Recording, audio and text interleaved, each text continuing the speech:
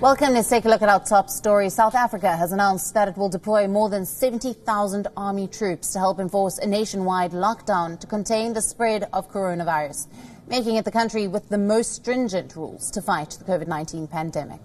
President Cyril Ramaphosa had deployed over 2,200 army personnel when the lockdown was announced 27 days ago.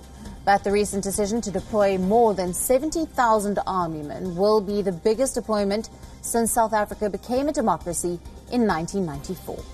South Africa announced complete lockdown of service with an exception of essential services on the 27th of March. Only essential service providers who have applied for special permits, like healthcare workers, retail shops selling groceries, medical and pharma shops, banks and journalists have been allowed to function amid the crisis. 2 days ago, the South African president also announced a massive 500 billion rand emergency package, close to 10% of the country's GDP, to try and recover from the declining economic situation amid the coronavirus outbreak.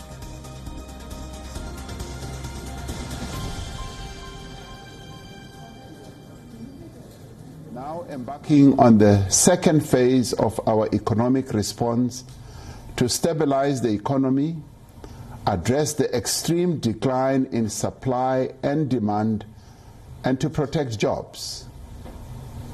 As part of this phase, we are announcing this evening a massive social and economic support package of 500 billion rand, which amounts to about 10% of our GDP. Now, for more on this, we are being joined by Mark Roten for a ground report from Cape Town. Good evening to you, Mark, and thank you for being with us. We believe that this 500 billion rand bailout has been widely welcomed. It's a social and economic bailout. How is it to be implemented? Well, the biggest rollout is really with social grants, people who are already on the country's register. There are about 17 million grant recipients. Each of these will receive roughly $26 or 500 rand, in addition to what they have been receiving monthly.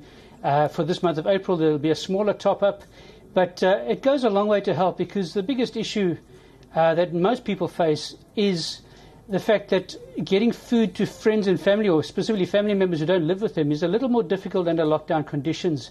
The other place where relief is being offered is to businesses.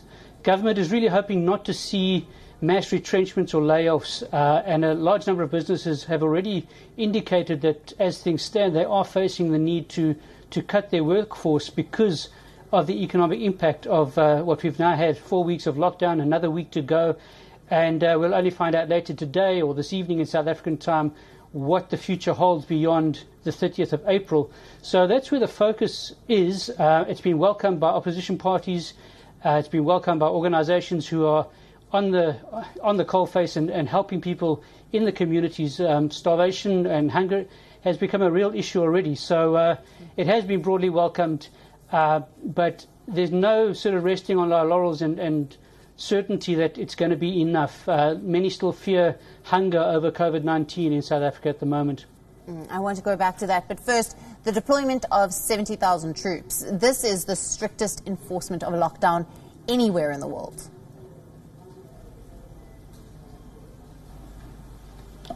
Yes, the thing to consider with the 70,000 troops is that they will not necessarily be on the streets, walking around with rifles in their arms, policing or assisting the police the way the army has been doing up until now.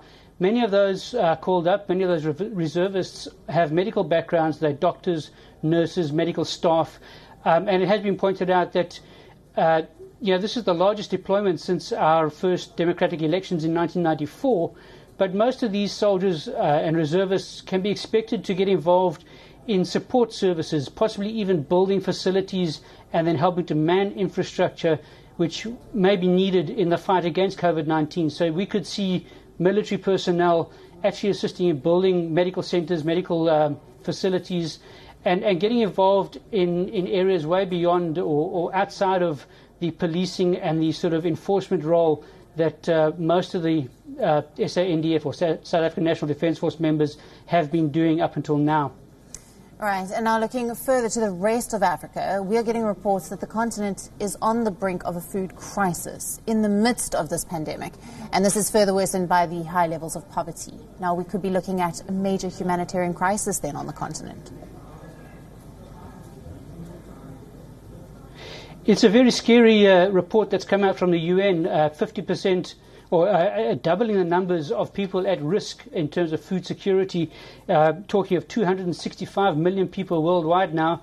In 2019, 6 of the 10 worst hit countries were in Africa, and the need to ensure security of food supply chains, that is what's come out of this report.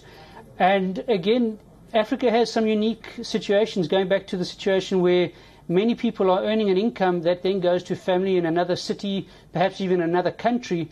And during lockdown here in South Africa, even just visiting someone to drop off food is a difficult thing. So the actual impact of food security can be a lot more complicated on this continent than in many countries. And we would hope to see that there's a rapid response as these needs and crises and breaks in the food chain come up, because hungry people become very, very dangerous. And we've already seen incidents here in Cape Town of looting of vehicles that were carrying food parcels.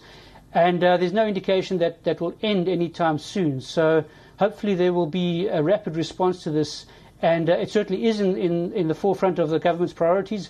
But we hope to see interventions beyond just local community groups and NGOs getting involved to help fill the gap and put food into empty plates here in Southern Africa and the rest of the continent.